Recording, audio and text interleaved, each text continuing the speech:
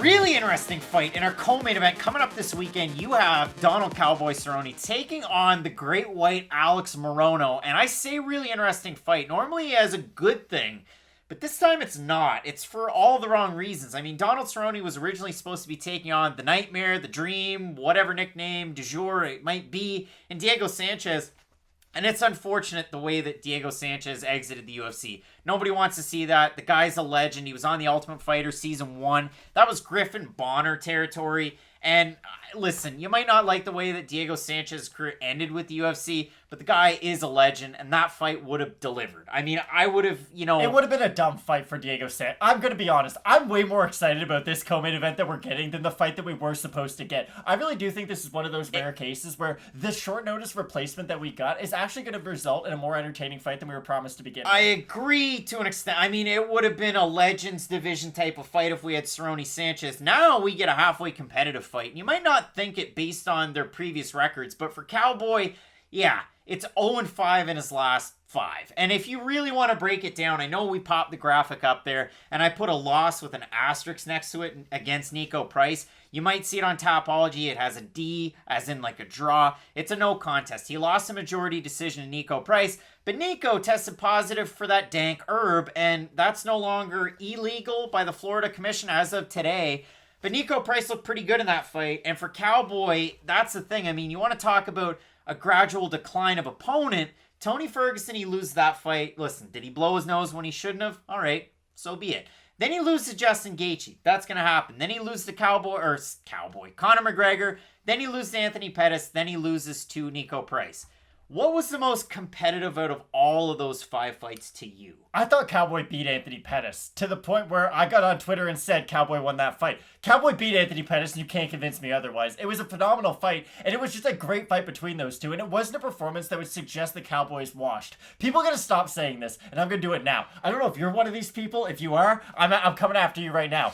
If you think Cowboy Cerrone is no longer a good fighter because he's lost to Tony Ferguson, Justin Gaethje, and all those great fighters, you are insane. Cowboy Cerrone is still a very, very good fighter. This is the issue the Cowboys run into, though. He's gotten in his own way in multiple different stages of his own career. Let's go back. When was Cowboy, I would say, when was the last time Cowboy was on a big run? You have to go all the way back to UFC 206 to where he beat Matt Brown. And it was a great win, great fight. I know I talk about Matt Brown too much, but what does he do right after that fight? Cowboy Cerrone, known as the Cowboy, he will do it on short notice. He decides, hey, I know I just had a crazy fight of the year caliber fight. What should I do? Probably fight Jorge Masvidal in 3 weeks. And he does, and gets absolutely obliterated. That sends him on a losing streak. And at that point, everyone's like, hey, it's over for Cowboy. He beats Jason Medeiros in a weird fight, but still a great comeback fight for Cowboy. And then he loses to Leon Edwards in Singapore in one of those weird cards that I'm sure nobody watched in the morning.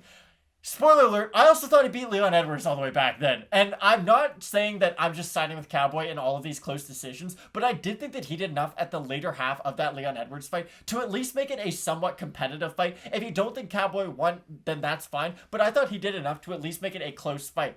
This is my thing with Cowboy. Just because he can't beat the elite anymore doesn't mean that he's not still a UFC caliber MMA fighter. Cowboy still beats half the guys in the lightweight division. It's just guys who are ranked and guys who, I guess, are deserving opponents of the Cowboy name. He's going to have a tough time with it because he has reached the point that I kind of referenced with Randy Marcos last weekend. You're going to get worse when you get older. Like LeBron James, who just heard himself, said, I might never get it to 100% again. Now, he says that all the time leading into the playoffs and he always goes to the finals, but still, as you age, you will steadily decline. And with Cowboy, that's just the case. Can he beat the top tier anymore? Well, no. But can he still beat most guys in the UFC? I would say yes. I still think Cowboy can go out there and beat a lot of, whether it be up-and-coming prospects, whether it be just kind of those classic legends fights, if you will. My only issue, I guess, was I didn't think him versus Sanchez would have been competitive at all. I really think Cowboy, there might not be as much tread left on the tires, but they still can get on the road. Whereas Sanchez, it's just kind of it for him, unfortunately. So for Cowboy, against Morono, I think this will be one of those classic Cowboy fights. Will he win? I don't know. But will it be an entertaining fight? I don't doubt it for a second. Like, I know the talk of Twitter is probably going to be Alex Morono versus Donald Cerrone, and it will have nothing to do with Michelle Waterson and Marina Rodriguez. Because wins and losses don't matter when it comes to Cowboy at the end of the day. People only liked seeing him fight. And I do think, again, Great thing about MMA. This is why I hate boxing so much. You lose one fight and everyone writes you off. No one wants to watch you again. Cowboy's lost 5 times, and I've been yelling at you guys for 6 minutes about how excited I am for his next fight. I just think this matchup with Morono is still an interesting fight because you've got Alex Morono, who he was kind of given that like golden goose in his last fight where it's like if you beat Pettis, he's still a big name. So if you beat Pettis, like, okay, then we'll get talking. He's got another really big opportunity against a big name in Cowboy Cerrone, and I do think Morono will make the best of this opportunity. Alex Morono is one of those guys. Again, you're coming in on 4 or 5 days notice to get an opportunity here. And let's focus on his fights, because this is a guy that's put on performance of the night, fight of the night caliber fights in the past. His fight against Sung Kenan was a fight of the night, and he looked great in that fight. When does Alex Morono look his best? It's usually against some good strikers. And I mean, if you want to see a really, really good Alex Morono fight, and this is one that I watch every other week, it's Max Griffin. Max Griffin, Alex Morono. It's a fun fight because Max Griffin just kind of does his long, I'm going to throw a jab, I'm going to try and box, I might wrestle a little bit. Alex Morono lights him up, and then once he finally does, it kind of knocks the cobwebs loose for Max Griffin, and then we're getting into it. That was a great one. Other than that, though, it's weird, right? Because you look at the level of competition. How good Sung Kenan? Well, sometimes he loses to unranked guys, and sometimes his striking looks all right. How good Zach Otto? Well, he runs Pura Vida BJJ, but like in off days, he fights Sage Northcutt to boring fights. He got KO'd by Sage Northcutt. And then he has a fight against Alex Morono, and Morono mops him. How good is he? Well, he loses to Jordan Meehan, who's always in your face, and he also beats Josh Berkman, who was kind of long in the tooth at that point. So for me, Morono's in a weird stage. He has pretty good boxing. He has pretty good kickboxing. He's an accredited jiu-jitsu guy, and he trains at a 4-ounce fight club, and he also cross-trains with Fortis MMA. So again, we talked about it. Diego Ferreira, we talked about it. Geoff Neal, also on this card. Maybe Alex is already going to be making the trip. I'd have to find an interview. But again, this fight was just made last night, made official. And it was weird because Morono's probably known about this fight for a little bit. Maybe, there were some things said because the Diego Sanchez clips that have come out recently, those are old clips. Like, those are pretty old. So it's just a weird situation in general. But Alex Morono, the one thing we do know, he always brings the fight. Except for kind of when he fought Anthony Pettis, and Pettis just put on one of the best showcase fights we had seen in a bit, especially where Pettis really won one over. And yeah, it was like the going away party for Pettis. He looked great, then he goes to PFL and he looks bad against Clay Collard. You can't slag Morono too much, but he didn't look all that great in that fight, and that was just back in December. Here's the other thing that you have to talk about when you talk about Cowboy Cerrone. He's a good wrestler. Like in MMA wrestling, Cowboy's one of the better ones. I know people love to talk about collegiate backgrounds and being All-Americans, but do you know how many times GSP was an All-American? He was an all-Canadian dog. Do you know how many times Cowboy Cerrone was an All-American? None. Do you know how many takedowns he can get in MMA fights? He can get a lot of them. Like, in MMA, it's one of the great sports where you don't need a background in a certain mixed martial arts or a certain discipline to then become really good at said discipline. Cowboy Cerrone, at least in this second or later half of his career, has really incorporated the takedown a lot more into his skill set and really into his game. Even go back to the Mike Perry fight. Now, I know it ended with Mike Perry throwing him down, but Cowboy was the one who initiated all those grappling exchanges. I do think Cowboy in this fight can get the takedown. I don't think Morono's the type of guy who will submit him immediately off the ground. I think Cowboy can get knocked out, but there's one thing you haven't seen him do as he's gotten older. It's not like he's getting submitted in all of his fights, and he is one of those fighters who a lot of guys are going to go in there trying to take him down because it's Cowboy. He is still that level of that level of a striker. I do think this fight will be nominated for Fight of the Night. With all that being said, I do think the forward pressure of Alex Morono and the overall durability of Morono can carry him over in this fight, because if this fight was at 155 and if Cowboy was fighting unranked lightweight X, I would say Cowboy's power at lightweight would be enough to put that person out if he's able to catch them with a clean punch or a clean kick. My issue with Cowboy at 170 has really always been, and I know you're going to bring up, oh, well, he knocked out Rick Story. He beat Matt Brown. But that was Cowboy a long time ago. I just don't think his power translates at welterweight like it did at lightweight. And that's my issue in this fight. I think if Morono can keep forward pressure and really smother some of the offense the Cowboy can have, some of those longer range kicks and whatnot, I do think he can have success.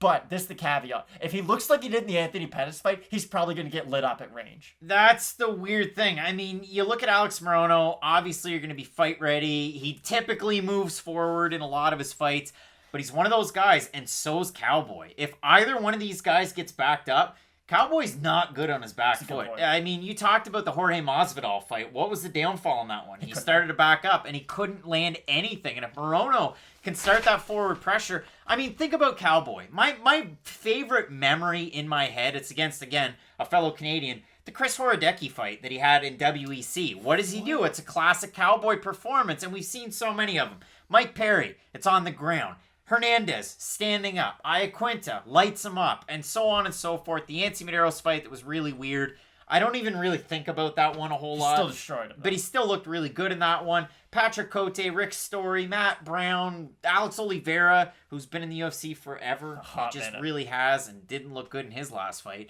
But when I look at this one, Cowboy was in a fight camp at the old BMF ranch with the Daniel Rodriguez of the world and who else? Yair Rodriguez. Joe Schilling, your favorite chain smoker? Stitch him up, Joe Schilling, a guy who had the best kickboxing career while smoking darts the whole time. He did. So many darts. But you look at this, Cerrone, fight camp for Sanchez. What's Sanchez going to do? Wrestle. Back up, stick his hands out there. That's about it. Like, Sanchez... You kind of had to figure he was going to move forward on Sanchez. You have to figure he's going to move forward and at least pressure a fight against Alex Morono. So, Matt, let's talk about the odds for this one. Cowboy open to minus 150. He's minus 129. Morono open to plus 130. He's plus 109. Those odds are getting close. But this fight was just announced last night. The fan vote, 297 total votes, 70% going with Cerrone. Before you go, I want to know what the fans are thinking. Do you have Cowboy to get the win? Do you have Morono to get the win? What are your thoughts on this fight overall? Because we're excited for it. For the nostalgia factor of Cerrone, you always got to get up. If Kid Rock doesn't get you up, then you're not from the backwoods of Canada. We all know who's going to win the walkout battle between these two. Yeah, I mean, Alex Morono is probably going to walk out like Roy Jones Jr. Can't get hooked. Alex Morono looks like he'd come out to Eminem. Yeah. That would lose it. At the end of the day, though, this is a really hard fight. This is one of those rare cases where I have a really good idea as to what both people do, but I have a really hard time making my pick. Because here's the thing. Sometimes I'll know a lot about one fighter, and I'll have to do more research about the other fighter, and maybe my judgment will be clouded. I know a lot about Cowboy Cerrone, and I know a lot about the Great White. So at the end of the day, I just think this is one of those fights that's right down the middle. I am ever so slightly going to pick Alex Morono because, A, he is the bigger guy at the end of the day, and if this does come down to that third round where it is going to be that grueling pace, and it might come down to the wrestling, I do think the overall size of Morono is going to play a factor in this fight. And again, it's not like Alex Morono's getting finished a lot at 170. Yes, Chaos Williams knocked him out, but that was the first punch he landed in the fight, basically, that completely put him out. Other than that, Alex Morono is one of the more durable guys at 170, so I don't see Cowboy just going in there, landing a head kick and finishing the fight. I just think the forward pressure and the volume will eventually get to Cowboy. You saw Alex Morono, and this is a poor example because, again, Reese McKee didn't have a good run in the UFC, and we were higher on him the most, but a guy that had been a champ at 55, had a lot of success at 70 outside of the UFC, and fought Khamzat Chimaev and fought Alex Morono, and that was about it. Now he's got to go back to the minors before he gets a call-up. But in that fight, Morono mixed in the striking, mixed in the takedowns, was able to 30-27 on all of the judges' scorecards and really bring it together. Is Cowboy going to be able to take down Alex Morono? It could happen, but again, you talk about the size of these two guys, and it's a weird one because for Cowboy, he's the taller fighter. He actually has the range on him, but Alex Morono is one of those guys, and even if you look at the picture that we have in front of you, he brings that thickness. He just does have that thickness, and I doubt that you'd ever see could you ever see Alex Morono cut to 55? Probably not. No, probably not. He could probably, if we're being serious with her. If Cowboy can, Morono can. If Cowboy can, Morono can. Cowboy, it's weird. Again, you talk about it. He's 38, guys. Let's just call it what it is. Like, I want Cerrone to win as much as anyone would. The MMA fan still left inside of me, the one who's not out here predicting fights, like, I still like watching Cerrone fight. I still get excited when he walks out. That's never going to change no matter how many losses he has. But again, he's 38 years old. Like, I love Kyle Lowry, but every game he plays, I think it's going to be the last one I see because he's 35 and I really like him.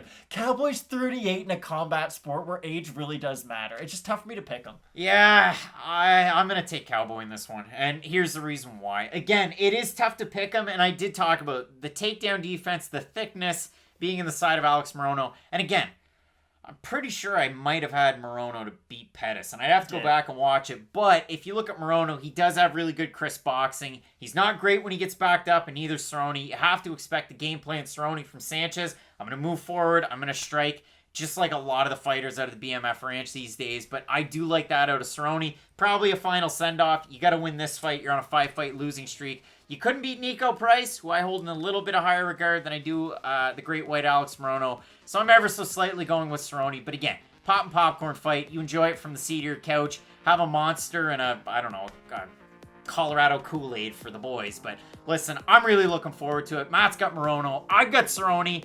Who's your pick? You let us know. We got a main event that is something at 125 pounds. You have Marina Rodriguez take on Michelle Waterson. Keep it locked in with Fight Night picks, as we always say. Let's get into it.